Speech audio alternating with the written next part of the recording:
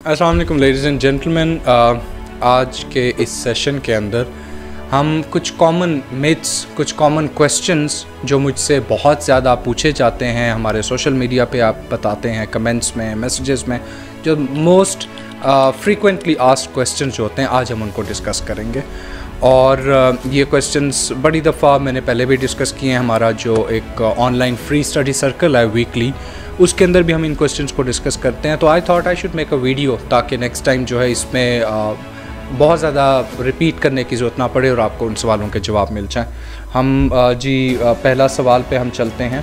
पहला सवाल जो है हमारे पास वो आता है कि जी what is CSS, what is PMS and how is PMS different from CSS। CSS central superior services, ये एक नाम है इसका, जो कि आपकी फेडरल गवर्नमेंट का 12 ऑक्यूपेशनल ग्रुप्स, पुलिस, पैस, IRS, foreign services, customs, postal, information, सारे इस तरह के 12 ग्रुप्स हैं। उनका मिला के उनकी इंडक्शन के लिए एक एग्ज़ाम लिया जाता है, साल में एक दफ़ा होता है। इसको उर्दू में मुकाबले का इम्तिहान कहते हैं। और इसके 2-3 फेजेस होते हैं, जिसमें हमें सबसे पहले एक MPT preliminary MCQs based test होता है, वो हम अक्टूबर-नवंबर में देते हैं। उसको जो क्लियर करते हैं, फरवरी में फिर एग्ज़ाम दिया जाता है जो कि 1200 मार्क्स का होता है, जिसमें 12 पेपर होते हैं। 600 मार्क्स जो होता है हमारा कंपलसरी सब्जेक्ट्स का होता है, जो हमने उसमें इंग्लिश एसे, इंग्लिश प्रेसी, इस्लामियात, general science and ability, current affairs और पाकिस्तान अफेयर्स जैसे 6 सब्जेक्ट होते हैं। उसके बाद 600 मार्क्स ऑप्शनल सब्जेक्ट्स का होता है। ये हमारा फेडरल गवर्नमेंट का होता है, जिसमें आपकी जब सिलेक्शन होती है तो आप पूरे पाकिस्तान में कहीं भी पोस्ट हो सकते हैं, वहाँ पे आपको सर्व करना पड़ता है। ये सारे फेडरल गवर्नमेंट के जो इदारे हैं उनका होता है। इसी के साथ प्रोविंशियल मैनेजमेंट सर्विसेज होता है, PMS, जिस तरह पंजाब में, PCS सिंध में है, PMS बलूचिस्तान में, KPK में, ये प्रोविंशियल लेवल के ऊपर एग्ज़ाम होता है। Nature of exam almost similar है, 1200 मार्क्स होते हैं वहाँ पर भी, और उसमें एक आध सब्जेक्ट का फ़र्क आता है। जिस तरह उर्दू में, जिस तरह पंजाब में उर्दू सब्जेक्ट एक एक्स्ट्रा होता है, या जनरल साइंस एंड एबिलिटी की जगह पर GK general knowledge MCQs based test होता है। तो ये भी एक मुकाबले के इम्तिहान होते हैं जो प्रोविंशियल लेवल पे होते हैं, जिसमें आपकी पोस्टिंग्स फिर प्रोविंशियल लेवल के अंदर प्रोविंस में ही रहती हैं, और आप डिफरेंट सेक्रेटेरिएट में, फील्ड सर्विसेज में, डिस्ट्रिक्ट गवर्नमेंट में, डिफरेंट अथॉरिटीज़ में, कंपनीज़ में वहाँ पे काम करते हैं प्रोविंशियल लेवल में। लेकिन जो CSS है, CSS में आपके पास फिर डिपार्टमेंट्स बहुत ज़्यादा आ जाते हैं जो फेडरल गवर्नमेंट लेवल के होते हैं। उसके बाद PMS CSS से डिफरेंट कैसे, ऑलमोस्ट सिमिलर है। CSS का थोड़ा सा जो लेवल ऑफ कंपटीशन है, क्योंकि पूरे पाकिस्तान से हो रहा होता है, वो ज़्यादा है। PMS का एक प्रोविंस लेवल तक होता है, तो इस वजह से वो उसका जो कंपटीशन लेवल है वो जिस प्रोविंस का हो रहा है उस प्रोविंस तक रिस्ट्रिक्टेड होता है। हर साल दोनों एग्ज़ाम्स हो रहे होते हैं, और फिर इनका आगे सर्विस टेन्योर में थोड़ा सा टाइम के हिसाब से थोड़ा सा फ़र्क पड़ता है। प्रोविंशियल जो मैनेजमेंट सर्विसेज हैं पंजाब की, उनकी प्रमोशन थोड़ी सी साल 2 साल ऊपर लग जाते हैं स्केल अप जाने में, और बाकी ऑलमोस्ट सिमिलर ही हैं। पर्क्स एंड प्रिविलेजेस भी ऑलमोस्ट सिमिलर है। थोड़ा सा आपको कैरियर प्रोग्रेशन के अंदर फ़र्क पड़ता है। What kind of jobs post do you get after clearing CSS और PMS। CSS और PMS क्लियर करने के बाद जो हमारी सबसे बड़ी एक हमारा आइडिया है कि जी असिस्टेंट कमिश्नर लग जाते हैं। ऐसा है भी सही और नहीं भी सही। जिस तरह हम अगर CSS की बात करें तो CSS में अगर आप पैस में जाते हैं, या GMG जिसको पहले कहा जाता है, पाकिस्तान एडमिनिस्ट्रेटिव सर्विसेज, तो आप असिस्टेंट कमिश्नर लगते हैं फील्ड में, और फिर आप फर्दर आप डिप्टी कमिश्नर्स या उससे पहले ADCs और आप चलते जाते हैं। इसी के साथ IRS की बात करें तो IRS का नोमेनक्लेचर भी इसी तरह है, इनलैंड रेवेन्यू सर्विस। आप असिस्टेंट कमिश्नर IRS होते हैं, जिसको पहले इनकम टैक्स कहा जाता था, और फिर आप deputy commissioner IRS, additional commissioner, और इसी तरह के चलता जाता है। PMS में भी इसी तरह होता है। आप PMS में पहले कुछ टाइम में आप 6 से 8 महीने, मिसाल के तौर पर, या साल भी हो सकता है, लेकिन 6 से 8 महीने ऑन एवरेज बेसिस आप सेक्रेटेरिएट में सर्व करते हैं। उसके बाद फिर आपको फील्ड पोस्टिंग में AC शिप्स मिलती हैं, AC UTs होते हैं, आप फिर AC आपको रेगुलर पोस्टिंग्स मिल जाती हैं, तो आप इस तरह पे लेके चलते हैं। इसके साथ और ग्रुप्स भी हैं CSS के अंदर। पुलिस का है जिसमें आप ASP लगते हैं, फॉरेन सर्विसेज का है जिसमें आप लैंग्वेज कोर्स के बाद 3rd सेक्रेटरी लगते हैं।